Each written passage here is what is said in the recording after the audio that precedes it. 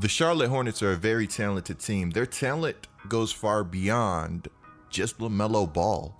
And I know that might sound absurd to hear, but this was a team that last year had two guys averaging nearly 20 points per game. Devontae Graham, Terry Rozier, who was somebody that was going to make sure they made the most of their opportunity out in Charlotte. And you can argue Devontae Graham should have been most improved player. I'm a Pelicans fan. I love Brandon Ingram. I thought he made great leaps.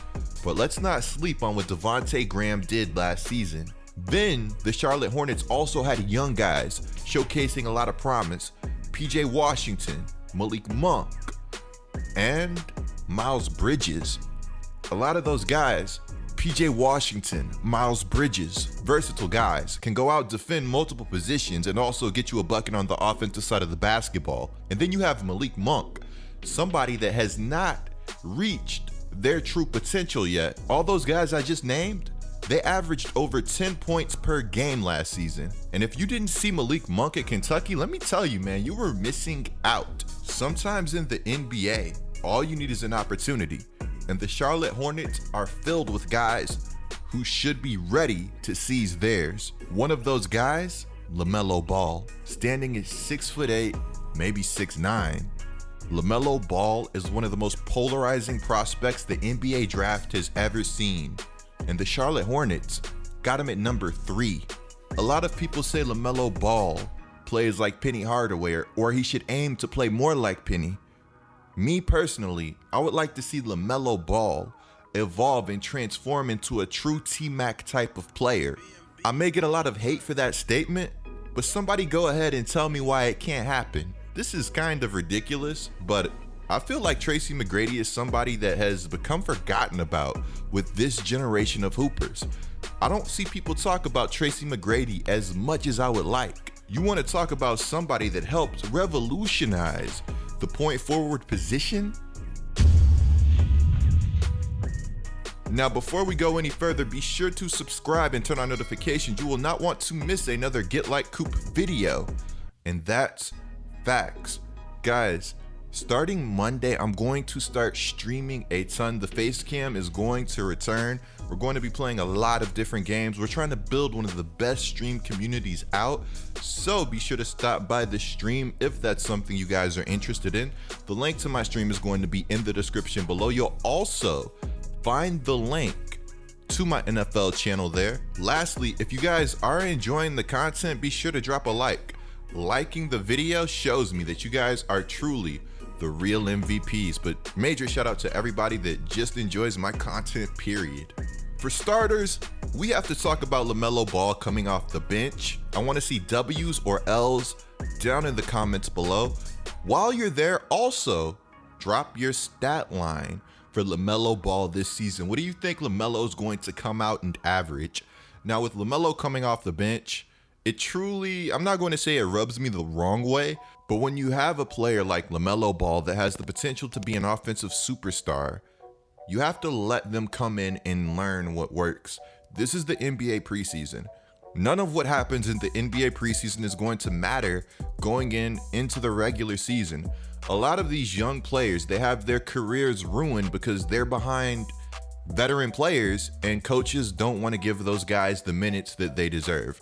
Now, I'm not going to say that's what's going to happen in Charlotte, but LaMelo's coming into what feels like a somewhat crowded backcourt. And then the Charlotte Hornets also added Gordon Hayward.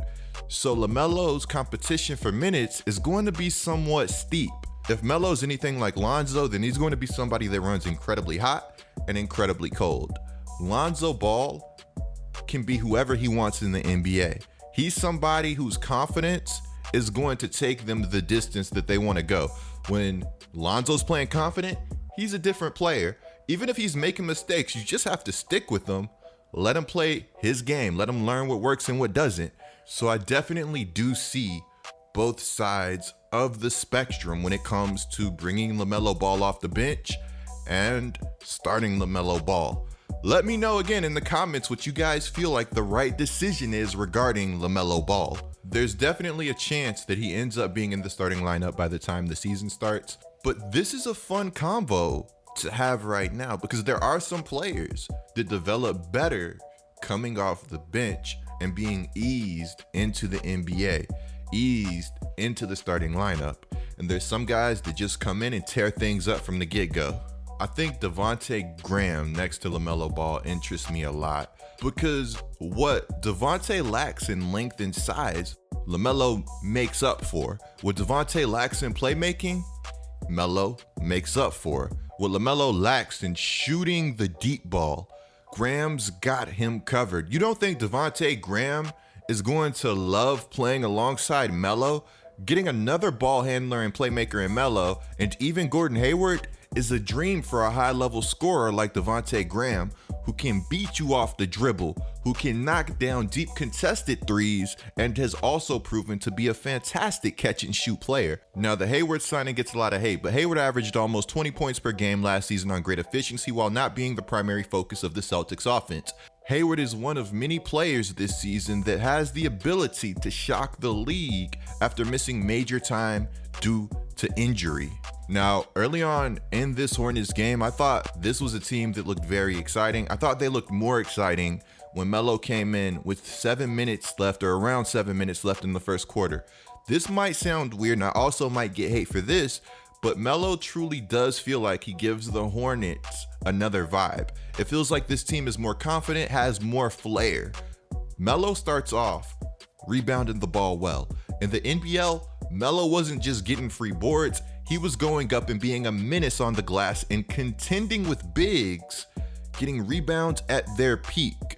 Big guard, 6'8", 6'9", that's going to rebound and look to get his teammates involved and the ball down the floor in a hurry. Melo's not your typical 2019, 2020, 21 guard. He doesn't like to dribble the air out of the ball and hunt assists. What Lamelo does, he gets it, he goes. Doesn't care if he gets an assist, a hockey assist. What he wants to do is put the ball in his teammates' hands. Not just anywhere though, he wants to get them the ball where they can be a threat. When I watched Melo play in the NBL, he knew where his shooters were at all times. I think Melo is going to be similar to Lonzo when it comes to playmaking, but this may be weird, but I feel like Melo is going to be a better playmaker than Zoe. How rare is it to find a player that can keep the defense on their heels with just their passing ability alone? Melo's legit 6'8", officially listed on the Hornets website, but he doesn't move like it, he doesn't pass like it, he doesn't dribble like it. Now, if you're a box score watcher, then Melo's stats this game aren't going to do much for you, but I saw a lot of promise. I could see Melo being somebody that averages 12 to 15 points per game their rookie season, maybe like 7 boards. This guy's going to be an absolute monster there, and probably like 6 or 7 assists, maybe 8. It honestly all depends on how much the Hornets play him and let him grow. You drafted Lamelo 3rd. Show that you're invested in developing him. That should be the Hornets' primary focus this season. Clicking the video on the screen right now is a great way to support the channel. I'm GetLikeCoop, bringing you guys the scoop until our next upload.